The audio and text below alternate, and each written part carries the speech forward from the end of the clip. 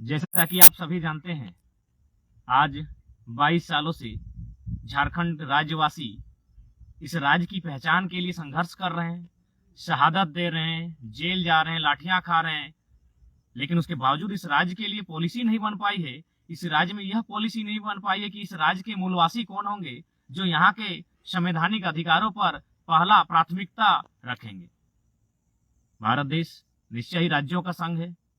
क्योंकि आज तक हमने जो भी बातें कही हैं मुखस्ती कही हैं, लेकिन आज वही बातें हम किताब का रेफरेंस लेकर कहते हैं। और लोकेशन तो आपको मालूम ही होगा, एक ऐसी जगह जहां हमको सबसे ज्यादा पावर मिलता है।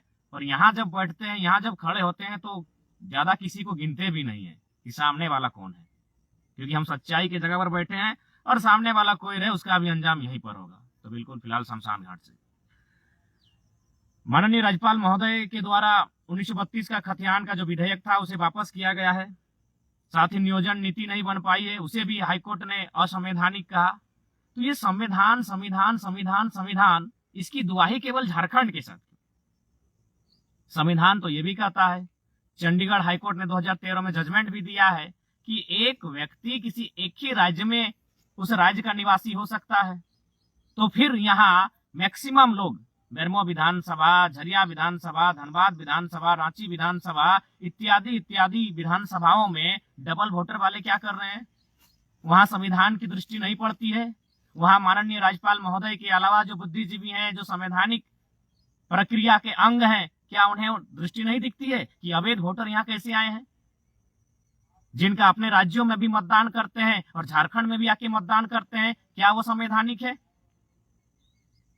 जब वही हाईकोर्ट कहती है कि एक व्यक्ति एक ही राज्य में अपने डोमिसाइल को रख सकता है, निवासी सब भारत के हैं लेकिन स्थानीय एक राज्य का होता है। निवासी का होना अलग विषय है, स्थानीय का होना अलग विषय है। तो हम लोग बात कर रहे हैं डोमिसाइल पॉलिसी की, और ये प्रत्येक राज्य में है। हर एक राज्य का जो संरचना हुआ है, प्रांत की जो रचना हुई है राज्य पुनर्गठन अधिनियम 1953 के आधार पर, तो कहीं ना कहीं लोकेलिटी के आधार पर, लोकल भाषा, लोकल संस्कृति के आधार पर हुआ है, ताकि उस राज्य के लोग जो उस भूभाग में बसते हैं उन्हें अवसर मिलेगा, उन्हें नियोजन में अवसर मिलेगा, उन्हें व्यापार में अवसर मिलेगा, उन्हें अन्य जो मामले हैं, अन्य जो आर्थिक स्थिति सुदृढ़ करने के रास्ते हैं, उनमें पहला अवसर मिलेगा उसको जो उस प्रांत के मूल निवासी होंगे। इसीलिए राज्यों का गठन हुआ है, इसीलिए नए नए राज्य बने हैं, ताकि किसी को अंधकार में ना रखा जाए, किसी को हास्य में ना रखा जाए, किसी को नीचे नहीं रखा जाए, सबको ऊपर आने का मौका मिले। लेकिन झारखंड की जब बात आती है, पता नहीं इनकी क्या मानसिकता है, पता नहीं ये लोग क्या चाहते हैं। असंवैधानिक नियोजन नीति हो तो असंवैधानिक, स्थानीय नीति हो तो असंवैधानिक।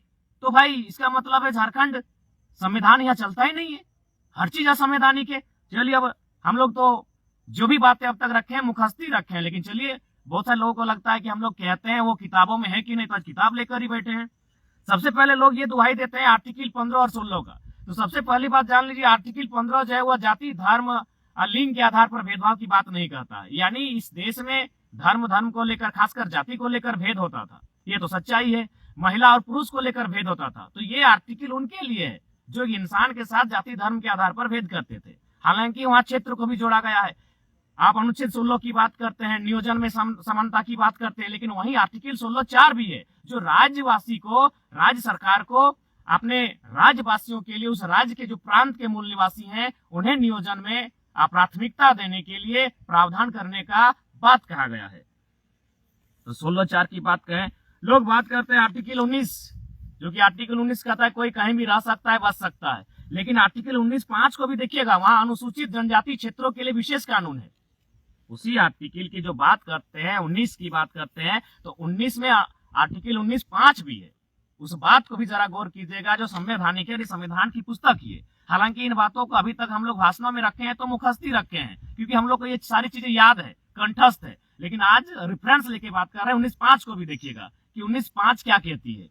उसके बाद आपका अरुणाचल प्रदेश में इनर लाइन परमिट लगता है, ILP, इनर लाइन परमिट। यानी कोई वहां प्रवेश करता है तो उसे वहां के प्रशासन को, वहां की जो सिस्टम, उसे जानकारी देनी पड़ती है कि हम आपके राज्य में प्रवेश कर रहे हैं।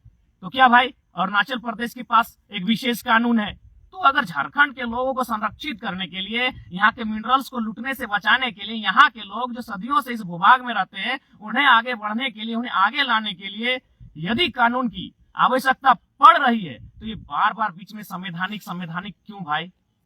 यानी झारखंड ही हमेशा संवैधानिक है। आगे बढ़ते हैं। भारतीय संविधान आर्टिकल 170 पर आते हैं।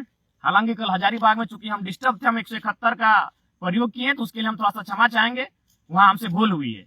वो आर्टिकल 170 171 नहीं, चूंकि हम भी डिस्टर्ब हैं। हमारे दो साथी उन्हीं दोनों के बगल में बैठे हैं, इधर प्रकाश बाबू हैं, इधर विकास बाबू हैं, उन्हीं के बीच हम बैठकर अपना संदेश दे रहे हैं।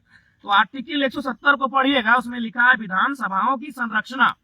उसमें स्पष्ट लिखा है कि निर्वाचन क्षेत्रों से प्रत्यक्ष निर्वाचन द्वारा चुने हुए 500 से 500 तक, अधिकतम की बात कही जा रही है 500 और न्यूनतम बात कही जा रही 60, यानी कम से कम 60 विधायक किसी राज्य में होने चाहिए।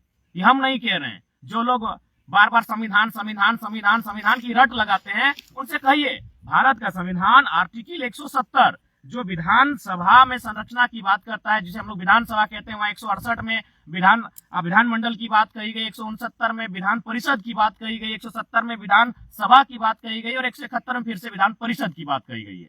तो 170 में स्पष्ट कहा गया है कि विधायक कम से कम किसी राज्य में 60 होने चाहिए। हमारे झारखंड में जैसे 81 है, बंगाल में 294 है, बिहार में शायद 243 है, तो ठीक उसी प्रकार उत्तर प्रदेश में हाईएस्ट 403 है। तो कम से कम 60 विधायक प्रत्येक राज्य में होना चाहिए, ये संविधान कहता है। ठीक है, चलिए संविधान को मानते हैं। अब फिर आगे आते हैं और इसी संविधान में क्या लिखा है उसको भी जानना होगा। 371 में आइए। 371 में जो 371 ABCD करके जे तक है, उसमें देखिए जहां मिजोरम की बात कही गई है, जहां सिक्किम, गोवा और अरुणाचल प्रदेश का जिक्र किया गया है, वहां स्पष्ट लिखा है 30 विधायक। यही संविधान 170 आर्टिकल कहता है कि 60 विधायक कम से कम होना चाहिए। यानी अगर 59 विधायक हैं तो फिर आप विधायक नहीं बना सकते, मुख्यमंत्री नहीं बना सकते हैं। यही भारत का संविधान कह रहा है कि आपके पास कम से कम उस राज्य में चुन कर जाने वाले 60 विधायक होने चाहिए, तभी आप जाकर सरकार बना सकते हैं और मुख्यमंत्री का सृजन कर सकते हैं और राज्य में एक राज्य की गवर्नमेंट बना सकते हैं, 60 विधायक। लेकिन यही संविधान, यही भारत का संविधान फिर आर्टिकल 371 में आइए, जहां आपका अरुणाचल प्रदेश का जिक्र है, जहां गोवा का जिक्र है अथवा जहां सिक्किम का जिक्र है, वहां देखिए वहां लिखा गया है 30 विधायक।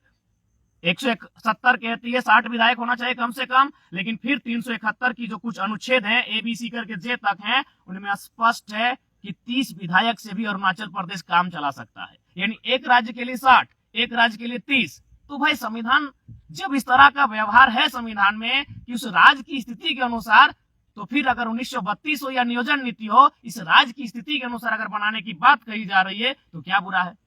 यही भारत का संविधान कहता है ना कि 60 विधायक कम से कम होने चाहिए। फिर यही भारत का संविधान कह रहा है ना कि अरुणाचल प्रदेश 30 विधायक से भी काम चला सकता है। तो ये संविधान की दुहाई सिर्फ झारखंडियों के साथ क्यों? यही नहीं, अब हम लोग बात करते हैं नियोजन पॉलिसी की। 371D देखी जाए, वहां स्पष्ट तेलंगाना राज्य के संबंध में विशेष उपबंध है।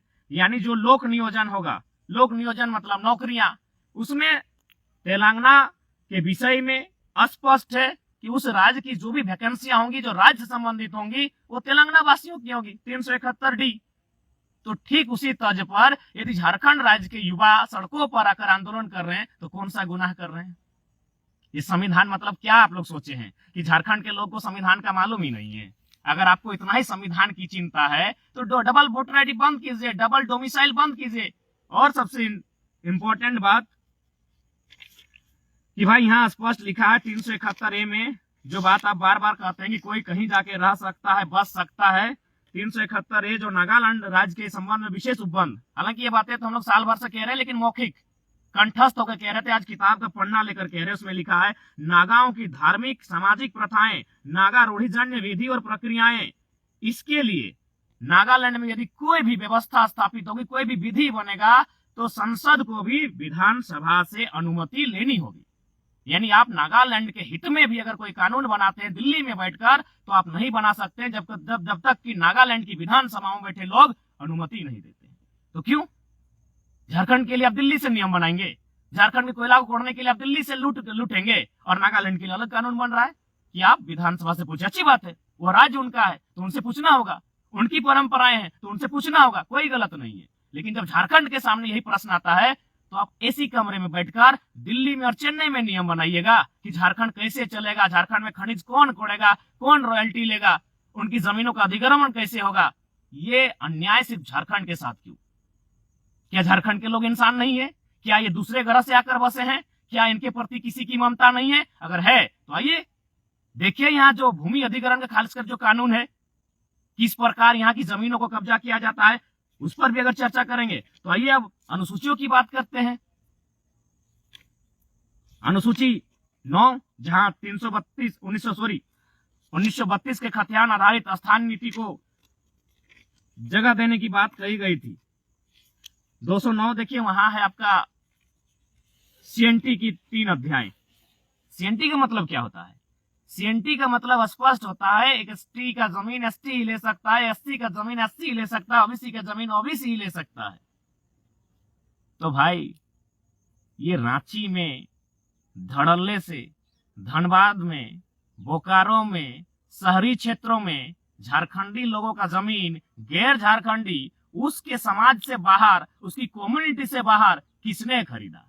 क्या इस पर चूंकि जो भी सीएनटी की कानून है उसमें प्रमुख स्थान कलेक्टर को है, डीसी महोदय को है, तो क्या डीसी दोषी नहीं है? कैसे उनकी जमीन बेची गई? जो जमीनें सीएनटी में आती हैं, सीएनटी का प्रावधान है वो रजिस्ट्री नहीं होगा, सीएनटी का प्रावधान है उसे आपको फिर वापस करना होगा। अगर उसमें कुछ भी है, कल, कारखाना, महल, भवन, तो भी आप जमीन धारक को वापस करनी होगी। ऐसी परिस्थिति में यदि सीएनटी की जमीनें बेची गई गैर झारखंडियों को, गैर उनके समुदाय के बाहर, तो इसके लिए दोषी कौन है? क्या संविधान की नजर वहां नहीं है? क्या माननीय न्यायालय की नजर वहां नहीं है? क्या माननीय राज्यपाल की नजर वहां नहीं है? 209 सीएनटी के अध्याय भी पढ़ देते हैं।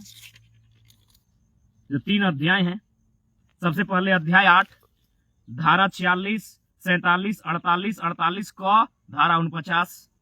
अध्याय 10 71 धारा 71, धारा 71 क, धारा 71 ख। अध्याय 18 धारा 240, 241, 242।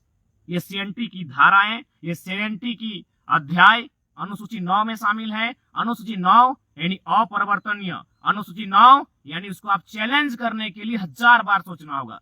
तो जब अनुसूची 9 में शामिल है सीएनटी के कानून, जो जमीन से संबंधित कानून है कि यहाँ के लोग की जमीन को कोई ले नहीं सकता है, तो धनबाद में बड़े बड़े महल उन्होंने कैसे बनाए? बोकारो में, रांची में, टाटा में बड़े बड़े महल बाहर के लोगों का कैसे बना? क्या यह असंवैधानिक नहीं है? क्या यह गैर कानूनी नहीं है? ये संविधान का ठिकरा केवल झारखंड के माथे पटकना है, ताकि इनको स्पष्ट शब्दों में झारखंड के लोग यानी जंगल में रहने वाले जंगली लोग इनके नजरों में पहाड़िया लोग, और इनके नजरों में इनकी जान की कोई वैल्यू नहीं है। इसीलिए तो आपका मध्य प्रदेश में एनसीएल है, नॉर्दर्न कोल लिमिटेड, नागपुर में वेस्टर्न कोल लिमिटेड है, वहां भी कोयला का खनन किया जाता है, माइनिंग्स किया जाता है। लेकिन क्या होता है, सबसे पहले एक सर्वे टीम डाटा कलेक्ट करती है और जिनका जमीन का अधिग्रहण करना हो माइनिंग्स के लिए, उन्हें पहले घर बना के देती है, फिर जाकर घर तोड़ती है। आइए आप झारखंड, आइए बोकारो, चंद्रपुरा, दुगदा, फुसरो, बेरमो, यहाँ 1950 से लोगों की जमीन अधिग्रहण की गई है, लेकिन आज तक बहुत सारे लोग हैं जिनको ना मुआवजा मिला है न नियोजन मिला है। ये कैसा देश है भाई, जहां झारखंड के साथ अन्याय?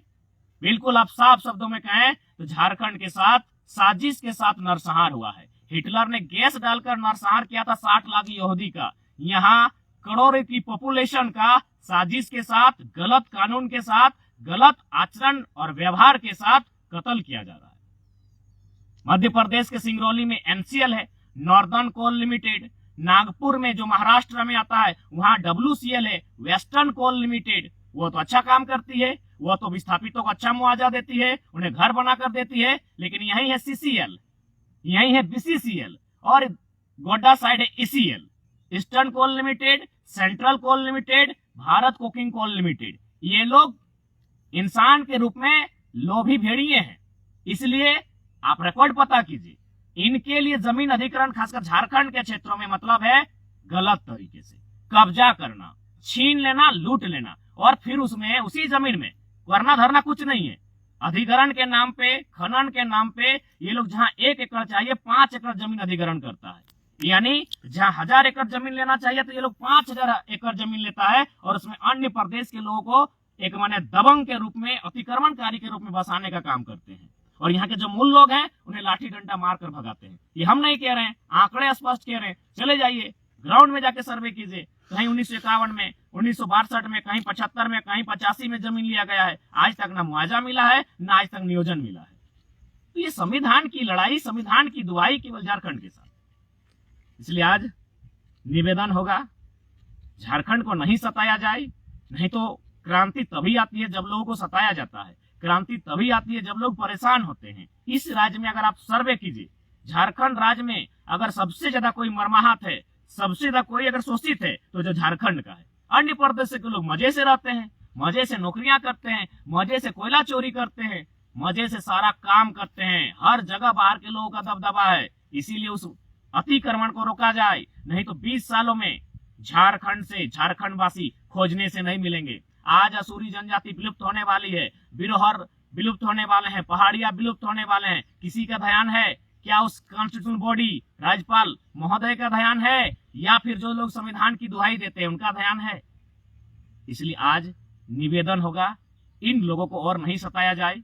ये लोग बहुत शांत लोग हैं, हम लोग बहुत शांत लोग हैं।